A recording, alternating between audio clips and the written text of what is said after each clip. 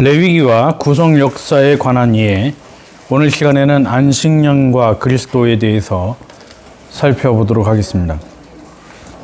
레위기에 나오는 안식년과 그리스도가 어떻게 연결이 되고 연관성이 있는지를 살펴보도록 하겠습니다.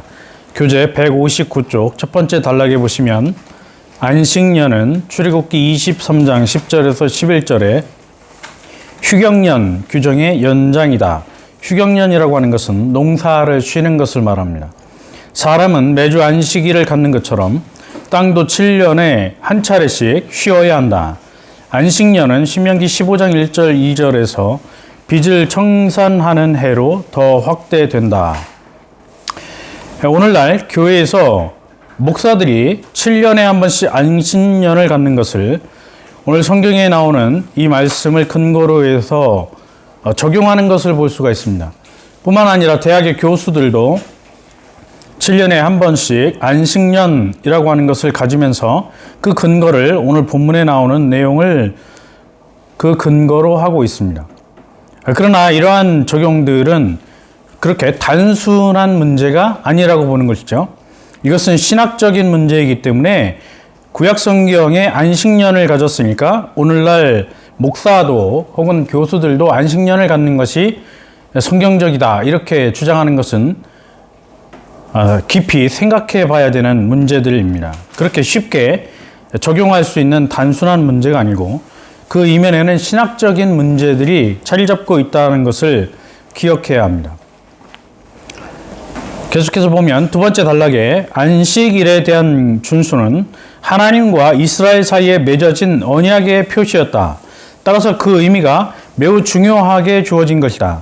안식일을 경시하는 것은 바로 하나님과의 관계를 끊은 범죄이며 그 결과는 죽음이다. 안식일이라고 하는 것은 구원의 조건으로 주어진 것은 아닙니다. 그러니까 안식일을 지켜야 구원받는다. 성경은 그렇게 말하고 있지 않습니다. 그러면 안식일이 주어진 것은 바로 하나님의 구원받은 백성들, 하나님의 언약 백성들의 삶의 기준, 삶의 표시로, 언약의 표시로 주어진 것이 안식일에 대한 준수였다라고 하는 것이죠. 그래서 출애굽기 31장 14절 15절에 보면 너희는 안식일을 지킬지니 이는 너희에게 거룩한 날이 됨이니라. 그날을 더럽히는 자는 모두 죽일지며 그날에 일하는 자는 모두 그 백성 중에서 그 생명이 끊어지리라. 엿새 동안은 일할 것이나 일곱째 날은 큰 안식일이니 여호와께 거룩한 것이라.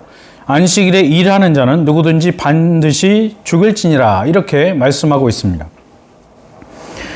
우리가 성경의 원리를 따르면 6일 동안 생업에 종사를 하고 제7일, 일곱째 날에는 예배를 드리면서 쉬는 것으로 그렇게 하나님께서 창조의 법칙에 규정을 하고 계신 것입니다. 그런데 오늘날 시대가 바뀌면서 4일 근무 혹은 5일 근무를 주장하고 있고 실제로 그렇게 실시하고 있는 나라들, 그런 사회들을 많이 보게 되는 것이죠.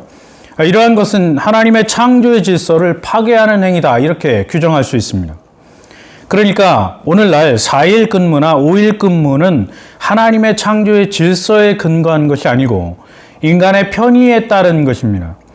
그렇게 인간의 편의에 따라서 4일 혹은 5일 근무를 하면서 이것이 마치 성경적인 것처럼 주장하는 오늘날 현대의 모습들을 보면서 우리는 성경에 근거한 원래의 목적대로 하나님의 창조의 질서를 무시하지 말고 그 원리대로 돌아가야 된다. 이것이 오늘날 우리가 성경을 바르게 믿는다라고 한다면 그렇게 주장해야 되는 것이죠. 더 나가서 159쪽 마지막 단락에 보면 안식년, 히브리 말로 쉐나트 샤파톤이라고 하는 이 단어는 7년마다 토지에 휴식을 주는 제도입니다. 7년이 되면 땅을 쉬도록 농사하지 않고 쉬게 하는 것이죠. 오늘날 농업학자들에 의하면 6년 동안 농사를 짓고 1년 휴경을 하게 되면 아주 놀라운 땅에 토질의 변화가 주어진다. 그렇게 발표를 하는 것을 볼 수 있습니다. 그래서 6년 동안 농사를 하고 1년 동안 휴경을 하게 되면 그 다음 해에 농사를 지었을 때 풍작을 가져오는 결과를 낳게 됩니다. 열매가 많이 달리는 그런 결과가 나타나는 것이죠. 그래서 6년 동안 일하고 7년째 되는 해에 토지를 쉬게 하면 토양이 좋아지고 열매가 많이 달린다라고 이렇게 농업학자들이 결과를 내놓는 것을 볼 수 있어요. 이것이 바로 성경적인 원리라고 하는 것을 우리는 증명하는 것이다, 이렇게 볼 수 있습니다. 계속해서 160쪽에 보면 레위기 25장 1절에서 5절 말씀이 나오는데, 1절에 보면 여호와께서 시내산에서 모세에게 말씀하여 이르시되, 그러니까 하나님께서 시내산에서 모세에게 주신 말씀, 그것이 바로 레위기라고 하는 것이죠. 그 25장의 2절에 보면 이스라엘 자손에게 말하여 이르라, 하나님께서 시내산에서 모세를 통해서 이스라엘 백성들, 언약 백성들에게 주시는 교훈의 말씀입니다. 그러니까 이 말씀을 지킴으로 인해서 하나님께 구원받고 하나님의 언약 백성이 되는 조건이 아니고, 하나님께 구원받은 언약 백성들에게 주신 규정 혹은 규범이라고 할 수 있는 것이죠. 이 말씀을 보면 너희는 내가 너희에게 주는 땅에 들어간 후에 그 땅으로 여호와 앞에 안식하게 하라. 너는 6년 동안 그 밭에 파종하며 6년 동안 그 포도원을 가꾸어 그 소출을 거둘 것이나 7째 해에는 그 땅이 쉬어 안식하게 할지니 여호와께 대한 안식이라. 너는 그 밭에 파종하거나 포도원을 가꾸지 말며 내가 거둔 후에 자라난 것을 거두지 말고 가꾸지 아니한 포도나무가 맺은 열매를 거두지 말라. 이는 땅의 안식년임이니라. 신학적으로 하나님에 대한 안식, 하나님께서 주신 이 안식이 어떠한 의미를 갖고 있는지를 말씀하고 있는 것입니다. 학자들이 주장하는 것이 아니고 하나님께서 친히 말씀하고 있는 것이죠.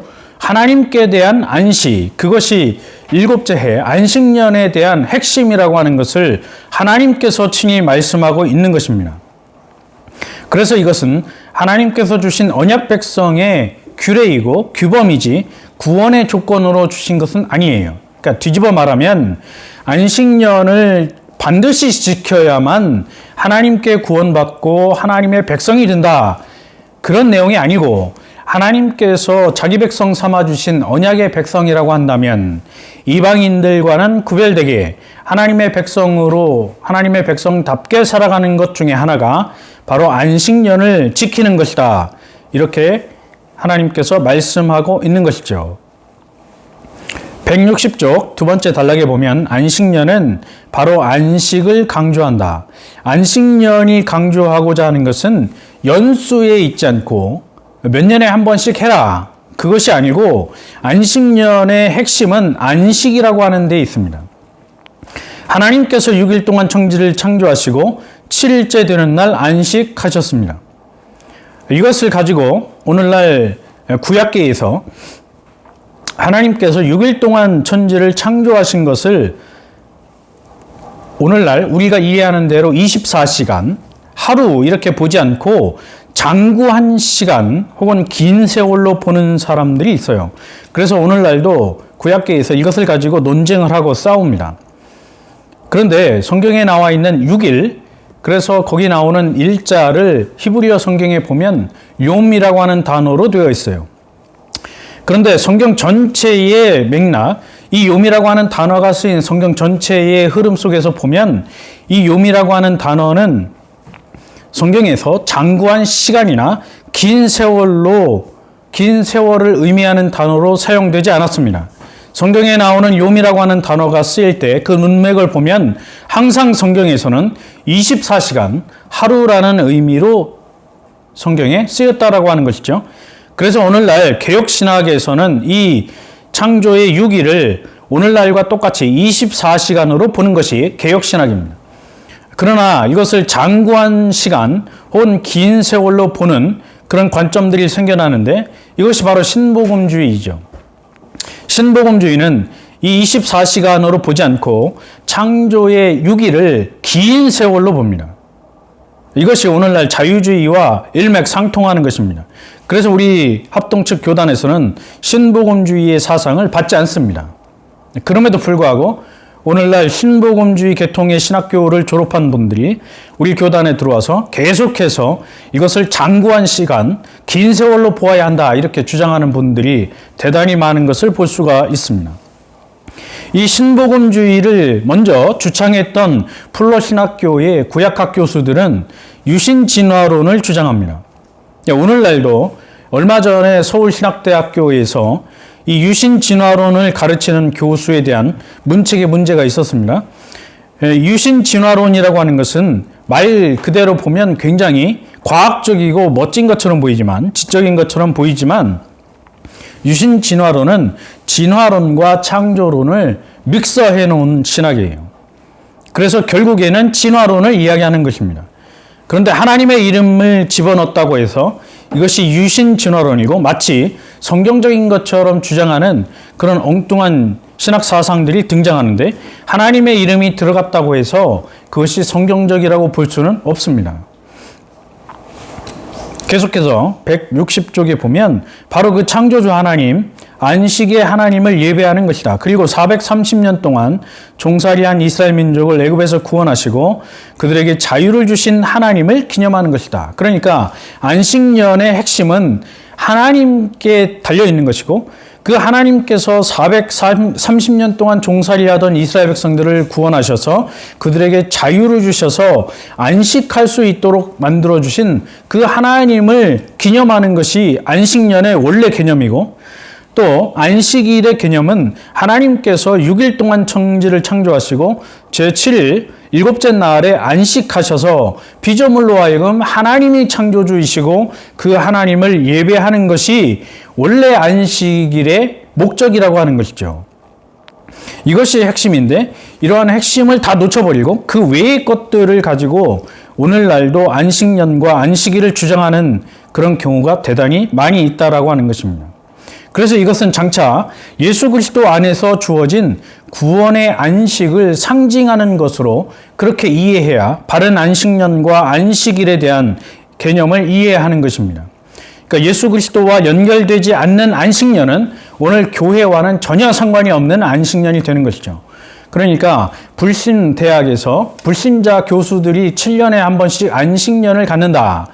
성경적인 개념과는 전혀 상관이 없는 것이고, 그냥 자신이 휴식을 가질 필요가 있어서 휴식을 한다.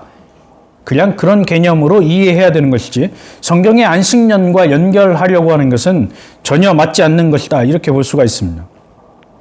안식의 휴식은 천국에서의 휴식을 의미하는 것입니다. 그러니까 지상에서 우리가 일곱째 날 안식을 누리면서 하나님께 예배하는 것은 우리가 이 땅의 생애를 마치고 하나님 나라에 갔을 때 하나님 나라에서 주어지는 영원한 안식, 그 휴식을 예표하고 있는 것이죠. 그래서 이 안식은 가나안의 휴식으로 다시 천국의 휴식으로 옮겨가는 것입니다. 이 모습은 가장 아름다운 것이죠. 그래서 안식의 궁극적인 목적은 하나님의 백성이 천국의 안식을 준비하도록 하는 데 있습니다. 안식일은 천국에서의 휴식을 보여주는 예표입니다. 오늘날 유대교와 안식교는 여전히 성경에서 말하고 있는 문자적인 안식일, 그러니까 일곱째 날을 준수하고 있습니다. 그러니까 과거에 제가 학교 다닐 때만 해도 중고등학교 시절에 토요일이 되면 3교시를 하고 집에 돌아오죠. 그런데 안식교에 다니는 친구들은 토요일날 학교를 가지 않습니다. 그냥 결석을 해버리는 거예요. 그러니까 성경에 나오는 이 문자적으로 안식일 제7일 토요일을 여전히 준수한다, 그런 의미로 유대교와 안식교는 아직까지도 이날을 예배일로 지키고 있는 것이죠. 그 날짜를 안식일의 의미와 예표적인 의미보다 더 중시 여기는 것입니다. 그래서 우리는 안식교와 같이 갈 수 없는 것이죠. 그러나 이 안식일은 신약으로 오게 되면 신약의 기독교는 예수 그리스도의 부활하신 일요일, 그러니까 그 예수님께서 부활하신 일요일을 안식일로 정하고 성경에 보면 주님의 날 이렇게 표시하는 것을 볼 수 있어요. 그래서 초대교회 이후에는, 초대교회는 예수님의 부활하신 안식일을, 주일을 안식일로 지키면서 그날을 예배일로 지키는 것을 볼 수 있습니다. 안식의 궁극적인 목적은 바로 하나님의 백성이 천국에서 안식을 준비하는 데 있고 그 안식일은 천국에서의 휴식을 보여주는 예표입니다. 이러한 안식의 측면은 바울이 안식일을 비롯한 구약의 명절과 절기들을 가리켜서 이것들은 장래일의 그림자이나 몸은 그리스도의 것이라 이렇게 골로새서 2장 17절에 말씀하신 그 말씀에 근거를 해서 오늘 우리가 이해해야 된다라고 하는 것이죠. 다섯 번째 결론입니다. 161쪽 첫 번째 단락에 보면 레위기는 유대인만의 유물이 아니라 유대인들만의 율법이 아니라 그렇다면 오늘날 교회와 전혀 상관이 없는 것이 됩니다. 그러니까 레위기가 유대인들에게만 관계된 것이고 유대인들에게만 주어진 율법이라고 한다면 오늘날 교회는 레위기를 설교하지 말아야 되고 우리가 갖고 있는 66권 성경에서 레위기를 제외시켜 버려야 하는 것이죠. 그런데 가슴이 아픈 것은 오늘날 교회에서 레위기 본문을 가지고 설교하는 것을 거의 볼 수 없습니다. 그러니까 오늘날 교회는 겉으로는 레위기가 하나님의 말씀, 계시의 말씀이라고 인정하지만 실제 교회에서는 레위기를 인용하지도 않고 설교하지도 않는 것이 문제이죠. 그러나 레위기는 하나님의 계시의 말씀으로 그 속에 분명히 하나님의 구속 역사를 담고 있습니다. 레위기가 전하는 모든 메시지 하나하나는 모두 신약에 오시는 예수 그리스도 안에서 이루어지고 성취되는 것입니다. 그러니까 레위기를 이해하고 레위기를 공부하고 레위기를 설교할 때 예수 그리스도와 연결하지 않고 그냥 레위기 본문 안에서만 해석하고 끝나면 그리고 적용한다면 오늘 기독교가 되지 않고 그것은 유대교회에 그치는 것이죠. 유대교적인 메시지로 끝나는 것입니다. 따라서 교회는 레위기를 하나님의 말씀으로 받아들이고 설교해야 한다. 레위기를 그리스도와 구속의 역사와 연결지어서 설교할 때 레위기의 복음을 만나게 되는 것입니다. 그리고 이 설교를 듣는 청중으로 은혜를 누리게 되는 것이죠. 단지 문화가 다르고 용어가 어렵다고 해서 레위기의 설교를 깊이 해서는 안 되는 것입니다. 레위기는 그리스도의 오심으로 폐지된 율법이라고 해서 외면해서는 안 되는 말씀이에요. 교회는 레위기를 통해서 오늘 우리에게 주시는 구속의 역사의 놀라운 지평을 설교해서 청중들에게 은혜와 거룩한 삶을 살도록 깨우쳐야 하는 중대한 임무가 있다라고 하는 것입니다. 이렇게 해서 레위기를 마치도록 하겠습니다. 다음 시간에는 민수기를 살펴보도록 하겠습니다. 감사합니다.